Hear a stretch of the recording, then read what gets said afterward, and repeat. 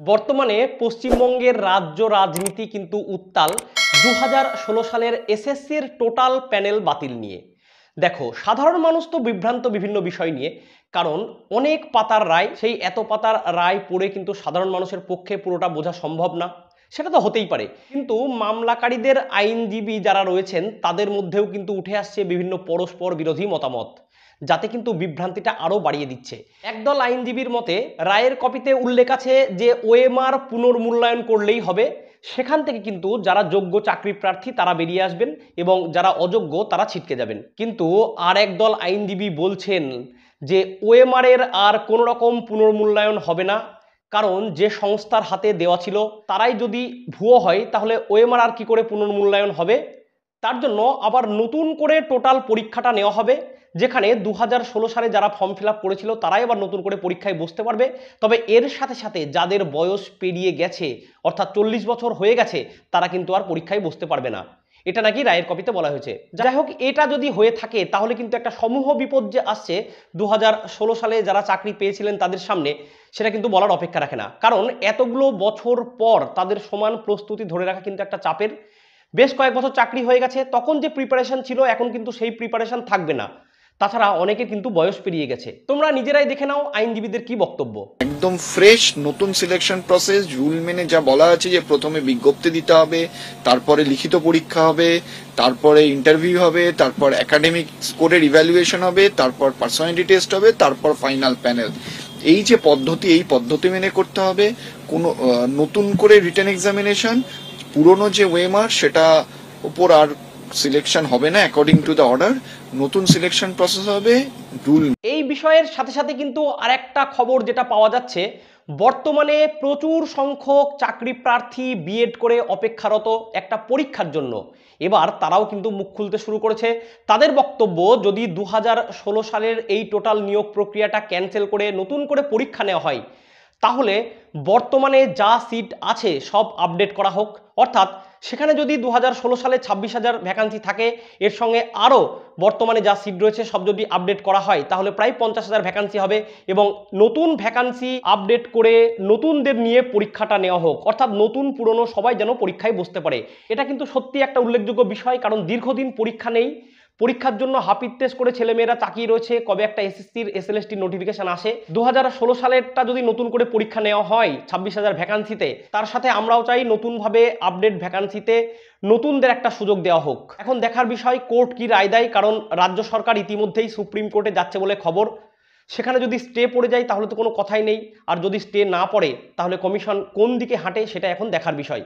এদিকে এই রায় নিয়ে কিন্তু আমাদের মাননীয় মুখ্যমন্ত্রী একটা বড় মন্তব্য করলেন। তিনি বলছেন যে এখনো রাজ্যে 10 লক্ষ চাকরি প্রায় তৈরি, তাই নতুন জেনারেশনের ছেলেমেয়েদের কোনো চিন্তা নেই। এত চাকরি যখন তৈরি রয়েছে, কারো না কারো ঠিক সরকারি চাকরি একটা হয়েই যাবে। দেখো মাননীয় মুখ্যমন্ত্রী কি বললেন, তোমরা নিজেরা একটু দেখে নাও। রায়টা একতরফা রায় হয়েছে বিজেপির কথায়। যেহেতু ইলেকশন চলছে, আমি বলে রাখি আপনাদের, সরকার যা লড়াই করার করবে, কারণ ওর মধ্যে কোনো অন্যায় ছিল না। যদি অন্যায় থাকে আমায় বলুন, আমি রেকটিফাই করে নেব। আজকে 8 বছর বাদে আপনাদের মনে হলো ইলেকশনের সময় 26,000 ছেলে মেয়ের চাকরি খেয়ে নি, নিজেরা একটা লোককে চাকরি দিতে পারেন না, নিজেরা আজ পর্যন্ত একটা লোককে চাকরি দিতে পারেননি। দেশে বেকারের সংখ্যা হু করে বাড়ছে, আর আমার হাতে 10 লক্ষ চাকরি রেডি হয়ে পড়ে আছে রাজ্য সরকারে। শুধু করতে পারছি না এই বিজেপির জন্য। কিছু করলে বিজেপি গিয়ে কোর্টে গিয়ে একটা পিল করছে, আর বিজেপির তিল খেয়ে চাকরিটাকে কিল মেরে দিচ্ছে। মহামান্য হাইকোর্টের বক্তব্য, কোনো রকমভাবে কমিশন কোর্টকে বিশেষ কিছু তথ্য দিয়ে সাহায্য করেনি, তার জন্য কারা যোগ্য কারা অযোগ্য সেটা বোঝা যায়নি। এর দরুন কিন্তু টোটাল প্যানেলটা ক্যান্সেল করতে হয়েছে। এদিকে এসএসসি কিন্তু একটা তথ্য তুলে দিয়েছে হাইকোর্টের হাতে। তাদের বক্তব্য হচ্ছে 2016 সালের যে প্যানেলটা ছিল সেখানে মোটামুটিভাবে 7,150 জন কিন্তু ব্যতিক্রমীভাবে চাকরি পেয়েছে, অর্থাৎ এরাই অযোগ্য। এর মধ্যে ক্লাস 11-12-এ ওএমআর ইস্যু ছিল 771 জনের, র্যাঙ্ক জাম্প করানো হয়েছে 39 জনের, অতিরিক্ত নিয়োগ হয়েছে 199। ক্লাস 9-10-এর ক্ষেত্রে ওএমআর ইস্যু ছিল 808, র্যাঙ্ক জাম্প হয়েছে 185 জন এবং অতিরিক্ত নিয়োগ করা হয়েছে 1539 জন। আবার গ্রুপ সিতে ওএমআর ইস্যু ছিল 783, আর অতিরিক্ত নিয়োগ দেওয়া হয়েছে 416। গ্রুপ ডিতে 1741 জন ছিল ওএমআর ইস্যু, আর 669 জন হচ্ছে অতিরিক্ত নিয়োগের আওতায়। তাই মোট সংখ্যাটা কিন্তু 7150 জন। যদিও এসএসসির তরফ থেকে এই তথ্যটা তুলে ধরা হয়েছে মহামান্য হাইকোর্টের কাছে, কিন্তু এসএসসি কোনো রকম ভাবেই তাদের যে ওএমআর সিটের প্রমাণ বা ওএমআর সংরক্ষণ করা আছে তার প্রমাণ কিন্তু দিতে পারেনি। কারণ এটাও কিন্তু রায়ের কপিতে উল্লেখ আছে, যারা যারা আরটিআই করেছিল সেই আরটিআইয়ের উত্তর কিন্তু মন গড়াভাবে কমিশন প্রার্থীদের জানিয়েছে। যদি ওএমআর সংরক্ষণ থাকতো বা মিরর কপিও থাকতো ঠিকঠাক, তাহলে কিন্তু এই 7000+ যে অযোগ্য প্রার্থীর কথা বলা হচ্ছে এটা মহামান্য কোর্ট মেনে নিত। কিন্তু যেহেতু তার প্রমাণও নেই, তাই তাদের কথা আর কোর্ট বিশ্বাস করছে না, এর জন্য টোটাল প্যানেলটাই বাতিল। এদিকে যারা চাকরি হারিয়েছে তারা কিন্তু বর্তমানে সরকার এবং কমিশনকে দুষছে, কারণ তাদের মতে কমিশন নাকি অযোগ্যদের বাঁচাতেই যোগ্যদের ঢাল করছে। এখন দেখার বিষয় সুপ্রিম কোর্টে এই মামলার রায় কোন দিকে যায়, তারা স্টে দেয় কিনা। তবে আমাদের একটাই বিশ্বাস, যারা যোগ্য তারা স্বমর্যাদায় স্বস্থানে বজায় থাকবে এবং অযোগ্যরা অবশ্যই বাতিল হবে। কমিশন যতটা না চোরেদের হয়ে ব্যস্ত, তার কিছু শতাংশ যোগ্য চাকরি প্রার্থীদের হয়ে আবেদন করেনি।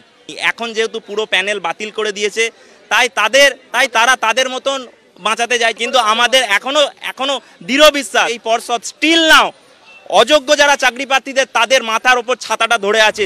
সামনে বেশ কয়েকদিনের মধ্যেই কিন্তু মহামান্য বিচারপতি রাজাশেখর মান্থার এজলাসে প্রাইমারির বেশ কিছু কেস কিন্তু উঠতে চলেছে।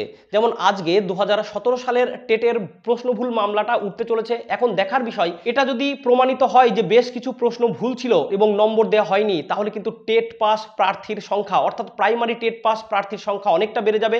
সামনে যখন নতুন ইন্টারভিউ হবে 2022-এর ক্যান্ডিডেটদের নিয়ে, তাদের সঙ্গে কিন্তু 2016 সালে যারা প্রশ্নভুল মামলায় নম্বর পাবে তারাও কিন্তু ইন্টারভিউতে বসতে পারবে। সুতরাং প্রার্থীর সংখ্যা কিন্তু অনেকটাই বাড়বে। এদিকে বৃহস্পতিবার অর্থাৎ 25 তারিখে রয়েছে কিন্তু 2009 সালের প্রাইমারির আরেকটা অপেক্ষমান রায়। এখন দেখার বিষয় এই সমস্ত রায়গুলির ফয়সলা এর মধ্যে হয়ে যায় কিনা। এর সাথে সাথে আমাদেরও একটাই দাবি, নতুন চাকরি প্রার্থীদের কথা ভাবা হোক, সবসময় পুরনো নিয়ে চললেই হবে না। কারণ বছরের পর বছর বিএড করে প্রচুর ছেলে মেয়ে কিন্তু শিক্ষকতায় যোগ দেবে বলে বসে আছে। তাদের দিকটা ভেবে একটা নতুন নোটিফিকেশন কিন্তু খুব তাড়াতাড়ি আসুক, কারণ স্কুলগুলো শিক্ষকের অভাবে ধুঁকছে। তাই নতুনদের অবশ্যই সুযোগ দিয়ে নতুন একটা এসএলএসটি হোক। আজ এটুকুই, টাটা, দেখা হচ্ছে খুব তাড়াতাড়ি নতুন ভিডিও নিয়ে।